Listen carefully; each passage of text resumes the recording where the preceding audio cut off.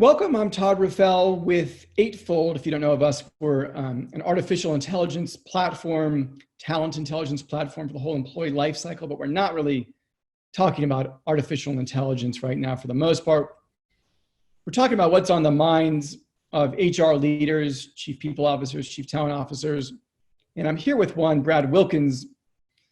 He's been with companies like AdCap and Altisource out of Atlanta, and he and I are talking about what's on his mind and what should be on the minds of his peers. So talk to me about that, Brad. We're thinking more medium term than short, not just, how do you set up your Zoom camera, but a little bit more medium term than that. Sure. Yeah, Todd, thank you again for having me and allowing us to share our perspectives. Again, I think everyone is kind of out in sourcing, trying to find different perspectives and voices that align. This is a really unknown, uncertain time for a lot of us. It's 1 month, 3 months, 18 months, we don't know. But I think it's a really great opportunity for the HR practitioners across the world to really showcase what we can do. Because at the core of all of this is human beings, right? And I think it's really important that while we have businesses to run and critical decisions to make, that we remember that the crux of most businesses are the people behind it.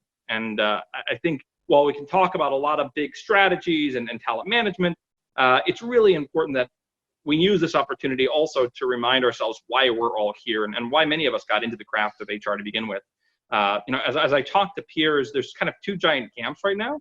There are some that I think are really leading the stead of trying to build and enable and create communities through this online work from home experiment, almost is kind of what it's becoming.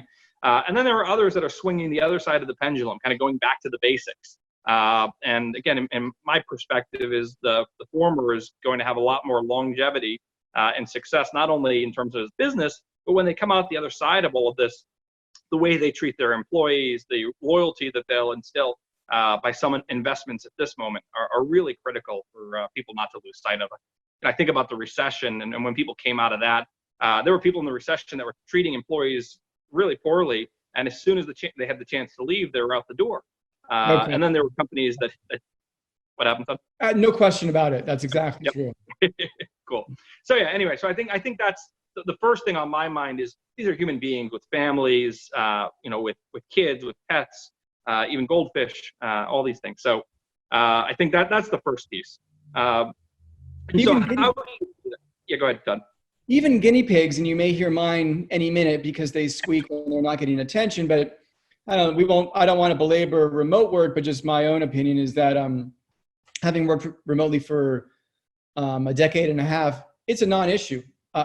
We've almost never talked about remote work, working remote. It's never come up hardly. It's like being in an office and talking about walls. Right. There's never been a need to have processes and policies and when do you work, and God forbid, what if you take a walk? How terrible would that be? We have to make sure they're at your computer. None of that ever really comes up for most people. Now, it's a little different if you've never worked remotely, right, never managed someone remotely. So that's different. I understand that. Anyhow, don't want to belabor remote work, but talk about where that leads us.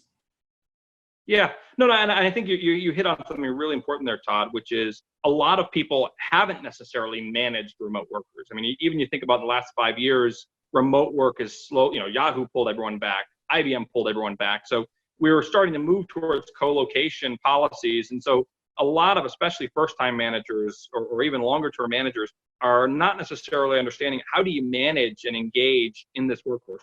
You think about employees. Why do they come to work?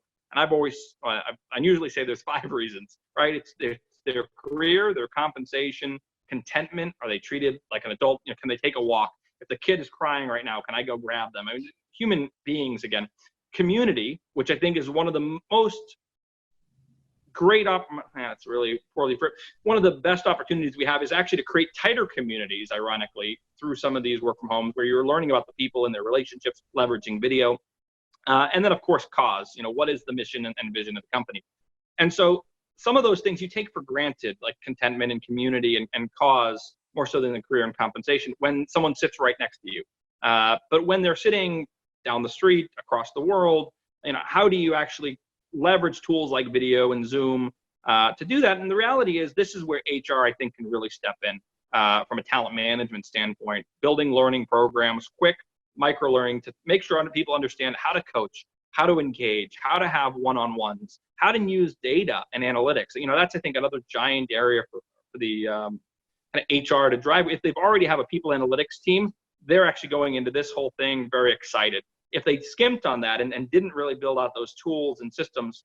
So like, for instance, at Altisource, we had a tool called Worklytics that actually captured metadata from underneath employees' calendars, so you could see who was interacting with who, create hypotheses against engagement, attrition, production, et cetera.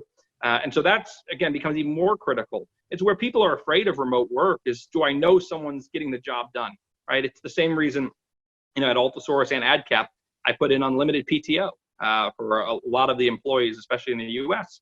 And again, it's the same concept. If I'm worried about your vacation, it's not really your vacation I'm worried about, are you getting your job done? And so if I'm tracking every minute of your day or every vacation day you take, then I'm not really doing that. I'm actually saying, I don't trust you. And so using tools and analytics and one-on-ones, again, you think about a structured one-on-one, as basic as that sounds, I know a lot of managers, especially at executive levels, that don't believe in structured one-on-ones because it's easy to down the hall, grab them at the coffee machine or whatever it may be, call them up randomly. But again, when everyone is remote, you have to rely a little bit more on structure and calendaring. And so again, HR, I think, has the opportunity to drive forth that and be the leader in providing the skills and the knowledge and the tools even for managers to be able to do that. Because I don't think it's necessarily something organic. And a lot of people, I don't say they're ashamed, but a lot of people are not necessarily raising their hand saying, hey, help me. And so HR can get out there in the field, figuratively, if you will, with working from home, and make that impact for sure. Good. What else? Is there anything else on your mind? And as I said, that you feel like should be on anyone else's mind? Job market, economy.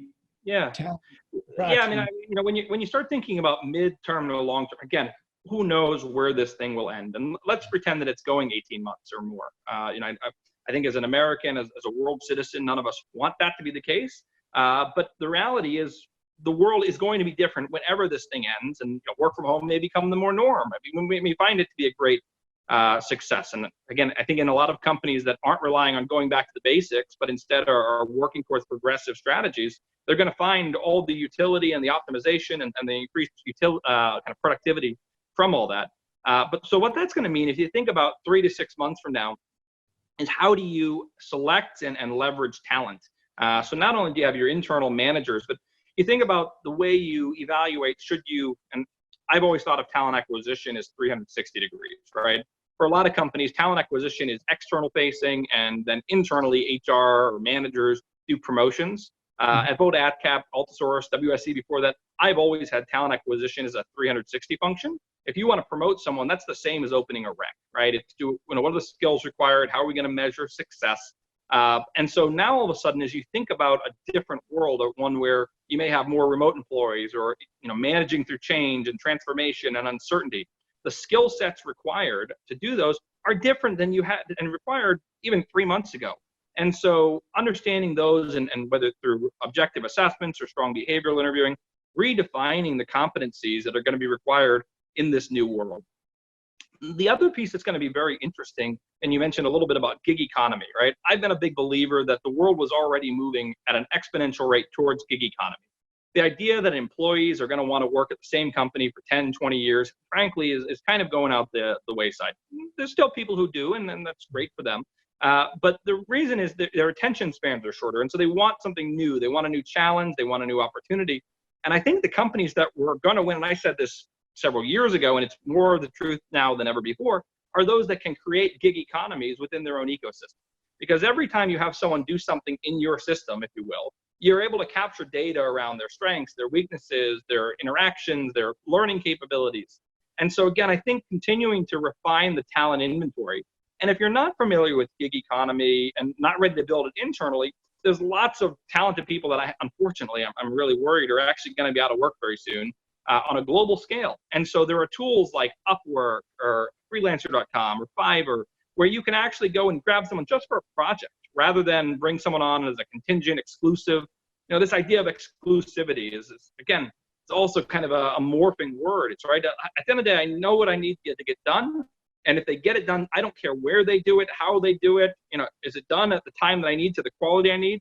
And that's the end. And so that ironically, we talk about that in a gig economy way, but back to the earlier point, that's management in the new world, right? It's not be at your desk at 8 a.m., don't go get coffee until your 15-minute break.